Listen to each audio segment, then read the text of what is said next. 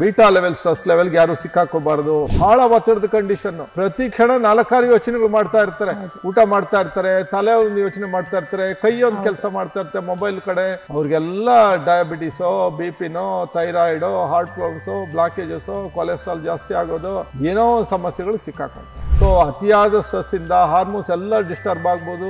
Thyroid hormones variations ಆದ್ರೆ ತೂಕ ಜಾಸ್ತಿ ಆಗ್ಬೋದು. ಸ್ಟ್ರೆಸ್ ರಿಲೀಫ್ಗೆ ಯೋಗ, ಧ್ಯಾನ ಅನ್ನೋದು ಬಹಳ ಇಂಪಾರ್ಟೆಂಟು.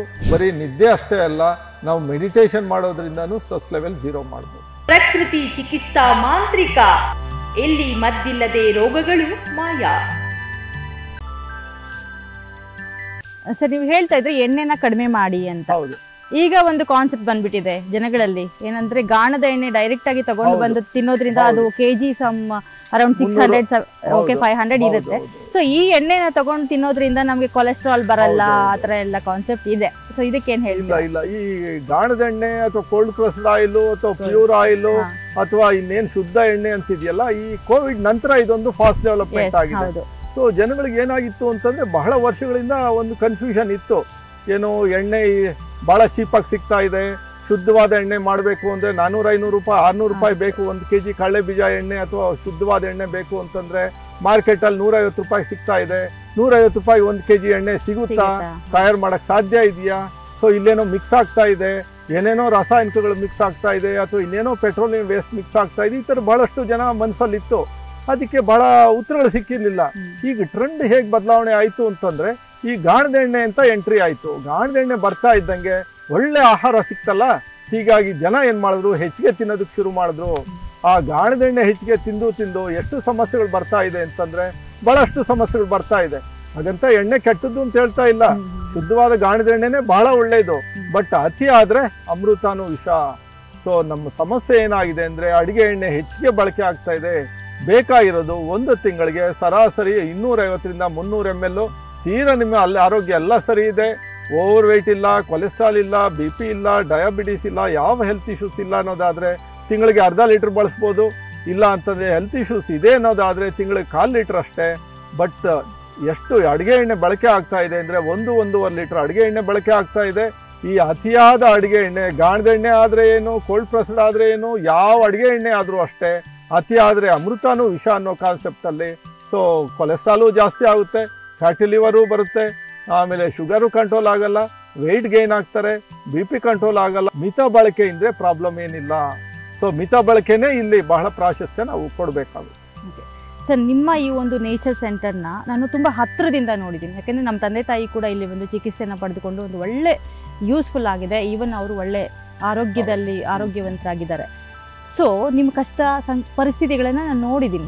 ಸೊ ಆದ್ದರಿಂದ ಈ ಒಂದು ಪ್ರಶ್ನೆ ಮಾಡ್ತಾ ಇದ್ದೀನಿ, ನೀವು ಯಾಕೆ ಒಂದು ರೆಸಾರ್ಟ್ ಮಾಡಬಾರ್ದು, ಅಥವಾ ಒಂದು ಸ್ವಿಮ್ಮಿಂಗ್ ಪೂಲ್ ಅಥವಾ ಒಂದು ಮಸಾಜ್ ಸೆಂಟರ್ ಮಾಡಿದರೆ ನಿಮಗೂ ಕೂಡ ಲಾಭದಾಯಕ ಆಗ್ತಾ ಇತ್ತು, ಇವನ್ ಜನಗಳು ಕೂಡ ಒಳ್ಳೇದಾಗ್ತಾ ಇತ್ತು. ನಿಮಗೆ ಯಾಕೆ ಆ ಕಾನ್ಸೆಪ್ಟ್ ಬಂದಿಲ್ಲ? ಯಾಕೆ ಈ ಪ್ರಕೃತಿ ಈ ಚಿಕಿತ್ಸಾ ಕೇಂದ್ರವನ್ನೇ ತೆರಿಬೇಕು ಅನಿಸ್ತು ಅಂತ? ಯಾಕಂದ್ರೆ ನೀವು ಆಗ್ಲೇ ಹೇಳ್ತಿದ್ರಿ ಸಮಥಿಂಗ್, ನಾನು ನನ್ನ ಚಿಕ್ಕ ವಯಸ್ಸಿನಲ್ಲೇ ನನಗೆ ಆರೋಗ್ಯ ಸಮಸ್ಯೆ ಆಗಿತ್ತು, ಅದ್ರ ಬಗ್ಗೆ ಸ್ವಲ್ಪ ಬ್ರೀಫ್ ಮಾಡಿ ಸರ್. ಸೊ ಇಲ್ಲಿ ನೀವು ಹೇಳ್ತಾ ಇರೋದು ನಿಜಾನೇನೆ. ಸೊ ಬಹಳಷ್ಟು ಜನ ನನ್ನಲ್ಲಿ ಬಂದು ಇಲ್ಲಿ ಒಳ್ಳೆ ರಿಸಲ್ಟ್ಸ್ ತಗೊಂಡು, ಕೆಲವರು ನನ್ನಲ್ಲಿ ಒಳ್ಳೆ ಉದ್ದೇಶಕ್ಕೆ ಜಗಳನೇ ಆಡಿದ್ದಾರೆ. ಏನಂತ ಅಂದ್ರೆ, ನೀವು ಈ ತರ ಬರೀ ಟ್ರೀಟ್ಮೆಂಟ್ ಇಲ್ಲದೆ ಬರೀ ಲೈಫ್ ಸ್ಟೈಲು, ಫುಡ್ ಸ್ಟೈಲು ಅಂತಂತಂದ್ರೆ ಜನಗಳಿಗೇನೋ ಒಳ್ಳೆ ಆರೋಗ್ಯ ಕೊಡ್ತಾ ಇದ್ದೀರಾ, ಬಟ್ ನೀವು ಬೆಳೆಯೋದು ಹೇಗೆ? ಇಲ್ಲೊಂದು ಒಳ್ಳೆ ಆಯುರ್ವೇದಿಕ್ ಮಸಾಜ್ ಸೆಂಟರ್ ಇಡಿ, ಸ್ವಿಮ್ಮಿಂಗ್ ಪೂಲ್ ಇಡಿ, ಜನ ಹೆಚ್ಚಿಗೆ ಬರ್ತಾರೆ ಅಂತ ಹೇಳ್ತಾ ಇದ್ದಾರೆ. ಬಟ್ ನನ್ನ ಕಾನ್ಸೆಪ್ಟ್ ಏನು ಅಂತಂತಂದ್ರೆ, ಸೊ ನಾವಿಲ್ಲಿ ಚಿಕಿತ್ಸೆ ಕೊಡೋದು ಇಂಪಾರ್ಟೆಂಟ್ ಅಲ್ಲ, ಮನೇಲಿ ಹೋದ್ಮೇಲೆ ಅದು ಮುಂದುವರ್ಸ್ಕೊಳ್ಳೋದು ಬಹಳ ಇಂಪಾರ್ಟೆಂಟು. ಇಲ್ಲೇನೋ ಒಂದು ವಾರ 15 ದಿನ ಇರ್ಬೋದು, ಇದು ರಿಸಲ್ಟ್ಸು ಬರ್ಬೋದು, ಒಳ್ಳೆ ಆರೋಗ್ಯ ಇಲ್ಲಿ ಸುಧಾರಣೆ ಆಗ್ಬೋದು. ಬಟ್ ಮನೆಯಲ್ಲಿ ಹೋದ್ಮೇಲೆ ನಿಮ್ಗೆ ಇಲ್ಲಿ ಮಸಾಜಸ್ಸು ಸಿಗಲ್ಲ, ಮನೆಯಲ್ಲಿ ಸ್ವಿಮ್ಮಿಂಗ್ ಪೂಲ್ಸ್ ಇರಲ್ಲ, ಯಾವ ಥೆರಪೀಸು ಇರಲ್ಲ, ಯಾವ ಸ್ಟೀಮ್ ಬಾತ್ಸು ಇರಲ್ಲ. ಹೀಗಾಗಿ ಸಹಜ ಜೀವನ ಶೈಲಿಯಲ್ಲಿ ಹೇಗಿರಬೇಕು ಹಾಗೆ ಮಾಡಿದ್ರೆ ಮಾತ್ರನೇ ಅದು ಮುಂದುವರಿಯೋಕ್ಕೆ ಸಾಧ್ಯ ಇರೋವಂಥದ್ದು. ಆಮೇಲೆ ಬಹಳ ಚಿಕ್ಕ ವಯಸ್ಸಿನಲ್ಲೇ ನನಗೂ ಬಹಳ ಅನಾರೋಗ್ಯದ ಸಮಸ್ಯೆಗಳಿಂದ ಹೊರಗೆ ಬಂದಾಗ, ಸೊ ನನ್ನ ಉದ್ದೇಶ ಹಣ ಮಾಡಬೇಕು, ಅದರಿಂದ ಏನೋ ಶ್ರೀಮಂತನ ಆಗಬೇಕು ಅನ್ನೋದಲ್ಲ.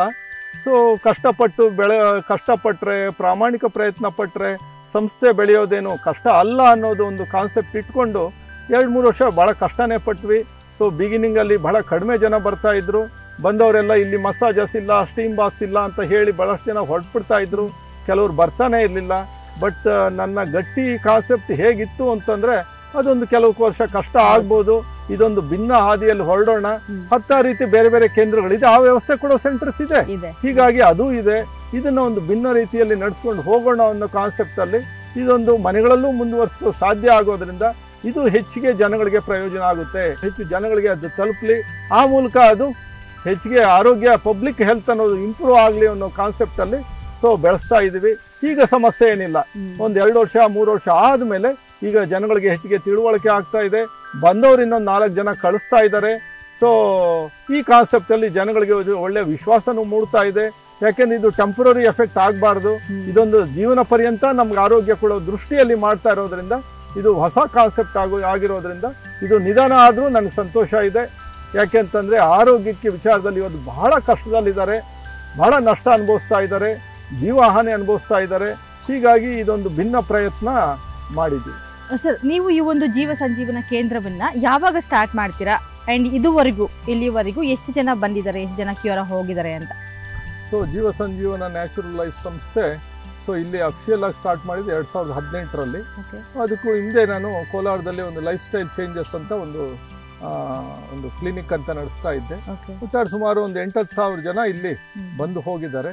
ಸೊ ಬೇರೆ ಬೇರೆ ಉದ್ದೇಶಗಳಿಗೆ ಬರ್ತಾ ಇರ್ತಾರೆ. ಸೊ ಬಹಳಷ್ಟು ಜನ ಇಲ್ಲೇ ಬಂದು ಇಲ್ಲೇ ಉಳ್ಕೊಂಡು 1 ವಾರ 10 ದಿನಗಳ ಕಾಲ ಚಿಕಿತ್ಸೆ ಪಡೆದು ಪ್ರಕೃತಿ ಚಿಕಿತ್ಸೆ ಮತ್ತು ಲೈಫ್ ಸ್ಟೈಲ್ ಮ್ಯಾನೇಜ್ಮೆಂಟ್ ಅಂತ ಮಾಡ್ಕೊಂಡು ಹೋಗ್ತಾರೆ. ಇನ್ನೊಂದಷ್ಟು ಡೇ ಟು ಡೇ ವಿಸಿಟ್ಸ್ ಅಂತ ಬರ್ತಾರೆ, ಗ್ರೂಪ್ಸಲ್ಲಿ ಬರ್ತಾರೆ. ಆಮೇಲೆ ಶಾಲಾ ಮಕ್ಕಳನ್ನ ಇಲ್ಲಿ ಕರ್ಕೊಂಡ್ ಬರ್ತಾ ಇರ್ತಾರೆ. ಸೊ ಹಾಗೇನೆ ಒಂದು ಯೋಗ ಗ್ರೂಪ್ಸು, ಹೀಗೆ ಬೇರೆ ಬೇರೆ ಗ್ರೂಪ್ ಆಫ್ ಆಕ್ಟಿವಿಟೀಸು ಬಂದು ಸೊ ಬೆಳಗಿಂದ ಸಂಜೆವರೆಗೂ ಇಲ್ಲಿದ್ದು ಇಲ್ಲಿನ ಒಂದು ಪರಿಸರ ಆಮೇಲೆ ಆಹಾರ ಜೀವನ ಶೈಲಿ ಅವ್ರಿಗೂ ಕ್ಲಾಸಸ್ ತಗೊಂತಾ ಇರ್ತೀವಿ. 1 hour 2 hour ಸೆಷನ್ಸ್ ಅಂತಂದ್ರೆ ಲೈಫ್ ಸ್ಟೈಲ್ ಹೇಗಿರಬೇಕು, ಸೊ ಮನೆಯಲ್ಲೇ ನಾವು ಲೈಫ್ ಸ್ಟೈಲ್ ಹೇಗೆ ಮಾಡ್ಕೋಬೇಕು, ನಮ್ಮ ಕೆಲಸಗಳು ಮಾಡಿಕೊಂಡೆ ನಮ್ಮ ವೃತ್ತಿಯಲ್ಲೇನೆ ನಮ್ಮ ಆರೋಗ್ಯವನ್ನು ಹೇಗೆ ಸುಧಾರಣೆ ಮಾಡ್ಕೋಬಹುದು, ಹೀಗೆ ಒಂದು ಎಜುಕೇಶನಲ್ ಪ್ರೋಗ್ರಾಮ್ಸು ಮಾಡ್ತಾ ಇರ್ತೀವಿ. ಸೊ ಒಟ್ಟಾರೆ ಇದೊಂದು ಚಿಕಿತ್ಸಾ ಕೇಂದ್ರನೂ ಹೌದು, ಇದೊಂದು ತಿಳುವಳಿಕೆ ಕೊಡೋ ಒಂದು ಸಂಸ್ಥೆನೂ ಹಾಗೆ. ಎಷ್ಟು ಜನ ಬಂದಿರಬಹುದು? ಸುಮಾರು ಒಂದು 8-10 ಸಾವಿರ ಜನ ಇಲ್ಲಿ ಬಂದು ಹೋಗಿದ್ದಾರೆ. ಸರ್, ಆಗ್ಲಿಂದ ನಾವು ಮಾತನಾಡ್ತಾ ಇರ್ಬೇಕಾದ್ರೆ ನಿಮ್ಮ ಒಂದು ಮೇನ್ ಸ್ಟ್ರೆಸ್ ಏನ್ ಮಾಡ್ತಾ ಇದ್ರಿ? ಸ್ಟ್ರೆಸ್ ಮೇಲೆನೆ ಮಾಡ್ತಾ ಇದ್ರಿ. ಸೊ ಅಧಿಕ ಒತ್ತಡದಿಂದ ಇತ್ತೀಚಿನ ದಿನಗಳಲ್ಲಿ ಚೇಂಜ್ ಆಗ್ತಾ ಇರೋ ಲೈಫ್ ಸ್ಟೈಲ್ ಇಂದ ಇರ್ಬೋದು, ಕೆಲಸಗಳ ಒತ್ತಡ ಇರ್ಬೋದು, ಅಥವಾ ಮನೆಗಳಲ್ಲಿ ಒತ್ತಡ ಇರ್ಬೋದು, ಇದೆಲ್ಲದಕ್ಕೂ ಏನು ಪರಿಹಾರ ಅಥವಾ ಈ ಸ್ಟ್ರೆಸ್ ಇಂದ ಯಾವ ರೀತಿ ಹೊರ ಬರಬಹುದು ಅಂತ? ಬಿಕಾಸ್ ಮನುಷ್ಯ ಅಂದ್ಮೇಲೆ ಸ್ಟ್ರೆಸ್ ಇದ್ದೇ ಇರುತ್ತೆ. ಈ ಸ್ಟ್ರೆಸ್ 2 ರೀತಿ ಆಗ್ತಾ ಇರುತ್ತೆ. ಒಂದು ಎಕ್ಸ್ಟರ್ನಲ್ ಸ್ಟ್ರೆಸ್ ಅಂದ್ರೆ ಹೊರಗಡೆಯಿಂದ ಬರೋ ಸ್ಟ್ರೆಸ್. ಇನ್ನೊಂದು ನಮ್ಮ ಜೀವಕೋಶಗಳಲ್ಲಿ ಉತ್ಪತ್ತಿ ಆಗ್ತಾ ಇರೋ ಸ್ಟ್ರೆಸ್. ಈ ಹೊರಗಡೆಯಿಂದ ಬರ್ತಾ ಇರೋ ಸ್ಟ್ರೆಸ್, ಎಕ್ಸ್ಟರ್ನಲ್ ಸ್ಟ್ರೆಸ್ ಅಂತ ಏನಿದೆ, ಅದು ಕಡಿಮೆ ಆಗಿರೋ ಕಾಲ್ನಡಿಗೆಯಿಂದ ಬರುತ್ತದೆ. ಸೊ ಅಥವಾ ನಮ್ಮ ಜವಾಬ್ದಾರಿಗಳು ಜಾಸ್ತಿ ಆಗಿದೆ, ಸಮಸ್ಯೆಗಳು ಜಾಸ್ತಿ ಆಗಿದೆ, ಸೊ ಅದರಿಂದ ನಮ್ಗೆ ಸಹಜವಾಗಿ ಸ್ಟ್ರೆಸ್ ಆಗ್ತಾ ಇದೆ. ಆಮೇಲೆ ನಮ್ಮ ಕೆಲಸದ ಒತ್ತಡಗಳಲ್ಲಿ ಒಂದಷ್ಟು ನಮ್ಗೆ ಸೊ ಸ್ಟ್ರೆಸ್ ಲೆವೆಲ್ ಬಿಲ್ಟಪ್ ಆಗುತ್ತೆ. ಇದರ ಜೊತೆಗೆ ನಾವು ತಿಂತಾ ಇರೋ ಆಹಾರಗಳಿಂದನೂ ನಮ್ಗೆ ಸ್ಟ್ರೆಸ್ ಆಗ್ತಾ ಇದೆ. ಸೊ ನೀವು ಹಣ್ಣುಗಳು ತೊಗೊಳೋದಾದ್ರೆ, ಸ್ವಲ್ಪ ತರಕಾರಿಗಳು ತೊಗೊಳೋದಾದ್ರೆ ಸ್ಟ್ರೆಸ್ ಕಡಿಮೆ ಆಗುತ್ತೆ. ಈ ಸ್ಟ್ರೆಸ್ ಲೆವೆಲ್ ಕಡಿಮೆ ಆಗೋ ಆಹಾರಗಳು ತೊಗೊಳ್ತಾ ಇಲ್ಲ. ಬಟ್ ಸ್ಟ್ರೆಸ್ ಲೆವೆಲ್ ಜಾಸ್ತಿ ಮಾಡೋ ಆಹಾರಗಳು ಯಾವುದು ಅಂತಂದ್ರೆ ಅದು ಅತಿಯಾಗಿರೋ ಉಪ್ಪು ಬೆರೆಸಿರೋ ಆಹಾರಗಳು, ಅತಿಯಾಗಿ ಎಣ್ಣೆ ಬೆರೆಸಿರೋ ಆಹಾರಗಳು, ಮತ್ತೆ ಹೆಚ್ಚು ತಿನ್ನೋ ಅಂಥದ್ದು. ಸೊ ಬಹಳ ಇಂಪಾರ್ಟೆಂಟ್ ಇದು. ಅಂದ್ರೆ ನಾವು ಅತಿಯಾದ ಆಹಾರ ಸೇವನೆ ಮಾಡೋದು, ಪದೇ ಪದೇ ಆಹಾರ ಸೇವನೆ ಮಾಡೋದು, ತಡರಾತ್ರಿ ಆಹಾರ ಸೇವನೆ ಮಾಡೋದು, ಇದು ಸಹ ಸ್ಟ್ರೆಸ್ಗೆ ಜಾಸ್ತಿ ಕಾರಣಗಳಾಗ್ತಾ ಹೋಗುತ್ತೆ. ಸೊ ಸಹಜವಾಗಿ ಪರಿಹಾರಗಳು ಎಲ್ಲಿ ಹುಡ್ಕೋಬೇಕು? ಕಾಲ್ನಡಿಗೆಯಿಂದ ಮಾಡಬೇಕು. ರಾತ್ರಿ ಸಹಜವಾಗಿ ಬೇಗ ಊಟ ಮಾಡಬೇಕು. ಊಟ ಆದ್ಮೇಲೆ ಒಂದು 2-3 ಗಂಟೆ ಕಾಲ ನಾವು ನಿದ್ದೆಗೆ ಮುಂಚೆ ಒಂದು ಅವಕಾಶ ಕೊಡೋದಾದ್ರೆ ಅಲ್ಲಿ ಸ್ಟ್ರೆಸ್ ಲೆವೆಲ್ ಡೌನ್ ಆಗುತ್ತೆ. ಆಮೇಲೆ ಹೊಟ್ಟೆ ತುಂಬಾ ತಿನ್ನಬಾರ್ದು. ಅದಕ್ಕೇನು ಹೇಳ್ತಾರೆ, ಮಿತ ಬುಕ್ ಋತು ಬುಕ್ ಅಂತ. ಆಹಾರ ಹಿತವಾಗಿರ್ಬೇಕು, ಅದು ಮಿತವಾಗಿ ಸಹ ಬಳಸ್ತಾ ಹೋಗ್ಬೇಕು. ಜೊತೆಗೆ ಸ್ಟ್ರೆಸ್ ರಿಲೀಫ್ಗೆ ಯೋಗ, ಧ್ಯಾನ ಅನ್ನೋದು ಬಹಳ ಇಂಪಾರ್ಟೆಂಟು. ಈ ಸ್ಟ್ರೆಸ್ ಲೆವೆಲ್ ಅಂದಾಗ ಈ ಒಂದು 3-4 ರೀತಿ ಸ್ಟ್ರೆಸ್ ಲೆವೆಲ್ನ ಐಡೆಂಟಿಫೈ ಮಾಡ್ತಾರೆ. ಒಂದು beta level, so alpha level, theta level and gamma level. So beta level stress ಅಂತಂದ್ರೆ ತೀರಾ ಒತ್ತಡಗಳು ಸಿಕ್ಕಾಕೊಂಡಿರ್ತಾರೆ, ಅಲ್ಲಿ ಹೆಚ್ಚೆಚ್ಚಿಗೆ ತಿಂತಾ ಇರ್ತಾರೆ. ಈ ಹೊರಗಡೆ ಒತ್ತಡಗಳು ಜಾಸ್ತಿ ಆದ್ರೆ ಊಟ ಚೇಂಜ್ ಆಗುತ್ತೆ ನೋಡಿ. ಊಟ ಹೆಚ್ಚೆಚ್ಚು ತಿನ್ನೋದಕ್ಕೆ ಶುರು ಮಾಡ್ತಾರೆ. ಸೊ ಹೆಚ್ಚೆಚ್ಚು ಬೇರೆ ಬೇರೆ ಔಟ್ಸೈಡ್ ಫುಡ್ಸ್ ತಿನ್ನಕ್ಕೆ ಶುರು ಮಾಡ್ತಾರೆ. ಹೀಗಾಗಿ ಅವರಲ್ಲಿ ಈ ಬೀಟಾ ಲೆವೆಲ್ ಸ್ಟ್ರೆಸ್ ಅಂತಂದ್ರೆ ದಿನಕ್ಕೇನಿಲ್ಲ ಅಂದ್ರೆ 20-25 ಸಾವಿರ ಯೋಚನೆಗಳು ಪಾಸ್ ಆಗ್ತಾ ಇರ್ತವೆ 24 hours ಲೆಕ್ಕದಲ್ಲಿ. ಬಹಳ ಒತ್ತಡದ ಕಂಡೀಷನ್. ಪ್ರತಿ ಕ್ಷಣ 4-6 ಯೋಚನೆಗಳು ಮಾಡ್ತಾ ಇರ್ತಾರೆ.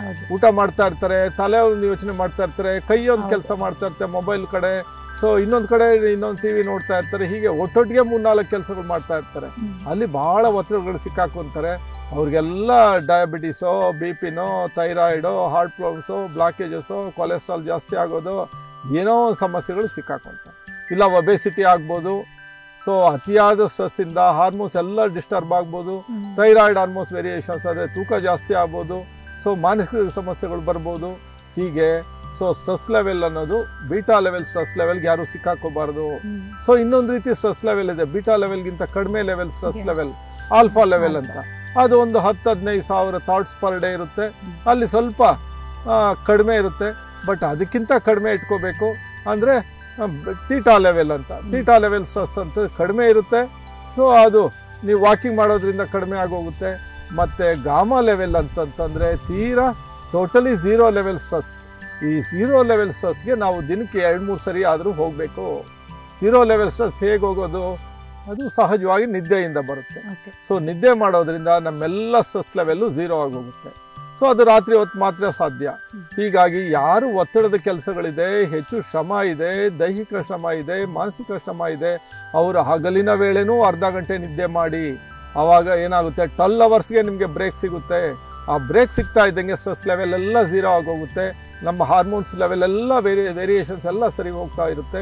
ಬರೀ ನಿದ್ದೆ ಅಷ್ಟೇ ಅಲ್ಲ, ನಾವು ಮೆಡಿಟೇಷನ್ ಮಾಡೋದ್ರಿಂದನೂ ಸ್ಟ್ರೆಸ್ ಲೆವೆಲ್ ಝೀರೋ ಮಾಡ್ಬೋದು.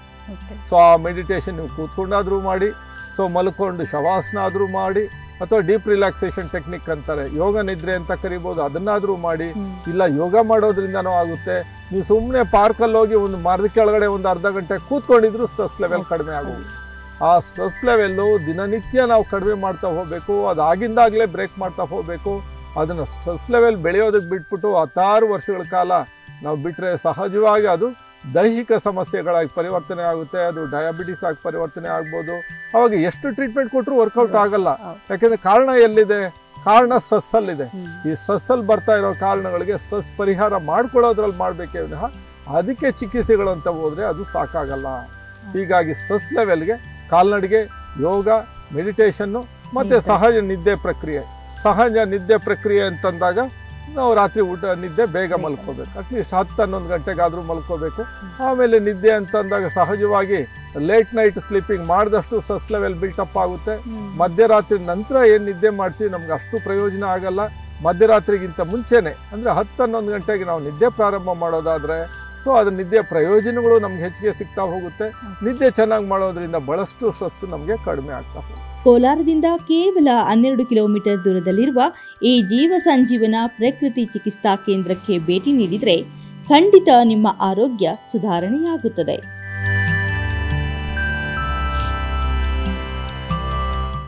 ಬಿಪಿ ಶುಗರ್ ಪೀಡಿತರಿಗೆ ಇಲ್ಲಿ ಸಿಗುತ್ತೆ ಸರಳ ಪರಿಹಾರ. ಬೊಜ್ಜು ಸಲೀಸಾಗಿ ಕರಗುತ್ತೆ. ಸ್ಟಂಟ್ ಹಾಕಿಸಿದ್ರೆ ರಕ್ಷಾ ಕವಚ ಸಿಗುತ್ತೆ. ಹಾರ್ಟ್ ಪ್ರಾಬ್ಲಮ್ಗೆ ಇಲ್ಲಿದೆ ಸೊಲ್ಯೂಷನ್. ದುಬಾರಿ ಖರ್ಚಿನ ಬಗ್ಗೆ ನೋ ಟೆನ್ಷನ್. ನಿದ್ರಾಹೀನತೆ, ಮಾನಸಿಕ ಖಿನ್ನತೆ, ಉಸಿರಾಟದ ಸಮಸ್ಯೆಗಳಿಗೆ ಸ್ಪೆಷಲ್ ಸಂಜೀವಿನಿ ಮಂತ್ರ. ಜೀವ ಸಂಜೀವನ ನ್ಯಾಚುರಲ್ ಲೈಫ್, ಚಾಮರಹಳ್ಳಿ, ಬೇತಮಂಗಲ ರಸ್ತೆ, ಕೋಲಾರ.